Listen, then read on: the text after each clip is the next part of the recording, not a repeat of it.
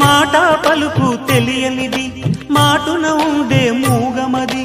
కమ్మని తలపుల కావ్యమయే కవితలు రాసే మౌనమది